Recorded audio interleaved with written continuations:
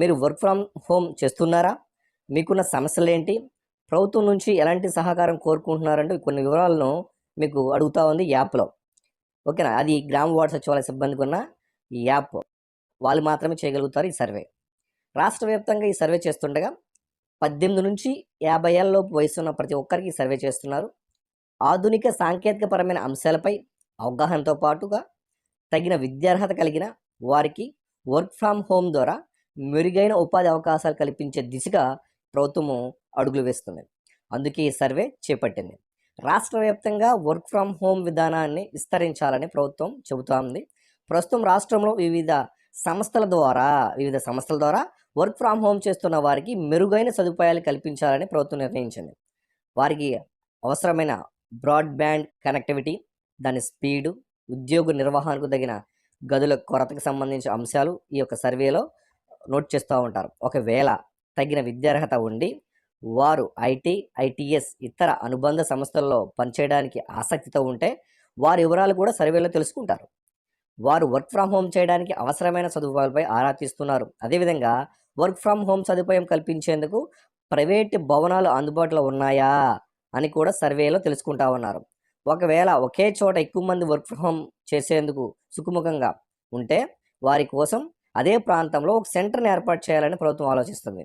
ఒకే చోట 20-25 మంది వరకు పనిచేసేలా సదుపాయాలను ఏర్పాటు చేయాలని చెప్పేసి ప్రభుత్వం భావిస్తుంది. ఈ సర్వేని పూర్తి చేసిన తర్వాత ఏపీ ప్రభుత్వము ఐటీ సంస్థలను పిలిపించి ఆయా కంపెనీల చేత ఈ ఉద్యోగాలు ఎవరెవరికి ఏ అర్హత ఉందనేది తీసుకోవాలని చెప్పి ప్రభుత్వం భావిస్తుంది. అదేవిధంగా ఇప్పుడు మనము ఈ యాప్ని చూసినట్లయితే యాప్లో ఎలాంటి ప్రశ్నలు అడుగుతుంది చూద్దాం. ఒకసారి క్వాలిఫికేషన్ చూసినట్లయితే క్వాలిఫికేషన్స్లో మనకి పిహెచ్డి క్వాలిఫికేషన్ ఇచ్చారు, పీజీ ఇచ్చారు, లా ఇచ్చారు, MBBS, diploma, degree in other subjects, అలాగో degree in arts, degree in commerce, engineer, diploma, intermediate, 10th class, 1 to 9th, not educated అంటే ప్రతి ఒక్కరికి కూడా ఈ యొక్క అవకాశం మనకి కల్పించడం జరిగింది. అదేవిధంగా మనం ఒకవేళ ఎవరైనా సర్వే చేసేటప్పుడు ఇంటర్మీడియట్ వారిని కూడా తీసుకోవచ్చు, స్టూడెంట్స్ని కూడా తీసుకోవచ్చు. బట్ 18 సంవత్సరాలు నిండి ఉండాలి. సో ఆర్ యు వర్కింగ్ అడుగుతుంది. ఆర్ యు వర్క్ చేస్తే వర్క్ని చేస్తారు అంటే నోట్ చేస్తారు, లేదంటే లో అని చెప్తారు. అలాగే are you interest in IT sector, working in IT sector, ITS అని any other field, relevant field అని అడుగుతుంది. ఒకవేళ మీరు అందులో ఇంట్రెస్ట్గా ఉంటే ఎస్ అని పెడతారు, లేదంటే నో అని పెడతారు. మీరు ఒకవేళ ఎస్ అని పెడితే, నో అని పెడితే అంతటితో సర్వే అయిపోతుంది.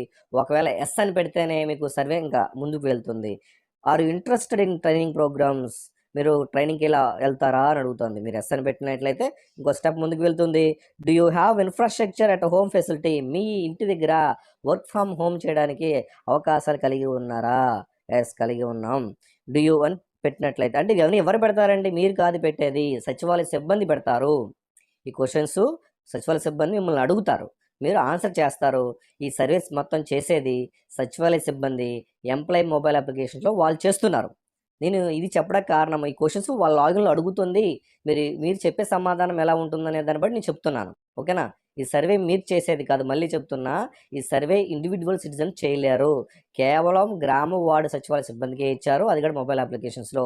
నేను ఈ క్వశ్చన్స్ మీకు ఎందుకు చెప్తున్నాను, ఈ యాప్లో ఏ క్వశ్చన్స్ అడుగుతున్నాయి ఎందుకు చెప్తున్నానంటే, సచివాలయ సిబ్బంది ఇంటింటికి వచ్చి మిమ్మల్ని అడిగితే మీకు ఆల్రెడీ మీరు వీడియో చూసినట్లయితే మీకు మంచి అవగాహన ఉంటుంది. వాళ్ళు అడిగే క్వశ్చన్స్కి మీరు ఆన్సర్ ఏ విధంగా చెప్పాలి, ఎవరు అడిగే క్వశ్చన్స్కి సచివాలయ సిబ్బంది వచ్చి సర్వేలు అడిగే క్వశ్చన్స్కి మీరు ఆన్సర్ ఎలా విధంగా చెప్పాలనే దానికి మీకు బాగా ఉపయోగపడుతుంది. ఓకేనా? అలాగే బ్రాడ్బ్యాండ్ కనెక్ట్ అంటే ఇంటర్నెట్ ఫెసిలిటీ ఉందా? సో ఉందంటే ఉందని చెప్తారు, లేదంటే లేదని చెప్తారు. Do you have spare room which can use to provide work from home facility your friends and colleagues, ఉంటే ఉందని పెడతారు, లేదంటే లో అని పెడతారు. అలాగే ఇంట్లో ఎవరున్నా సరే వాళ్ళ యొక్క బయోమెట్రిక్ని మీరు తీసుకొని ఇక్కడ బయోమెట్రిక్ మీరు అంటే ఇక్కడ మీకు చాలా మీరు ఉపయోగపడే ఆప్షన్స్ కూడా ఉన్నాయి. ఓటీపీ ఉంది. బహుశా మీరు వేరే ప్రాంతాల్లో, వేరే రాష్ట్రంలో, వేరే జిల్లాల్లో ఉన్నట్లయితే వర్క్ ఫ్రమ్ హోమ్కి సంబంధించి సచివాలయ సిబ్బంది మీకు ఫోన్ చేసినట్లయితే వర్క్ ఫ్రమ్ హోమ్ని ఓటీపీ ద్వారా కూడా మీరు సర్వే చేయించుకోవచ్చు. గమనించండి, ఓటీపీ ద్వారా కూడా మీరు సర్వే చేయించుకోవచ్చు.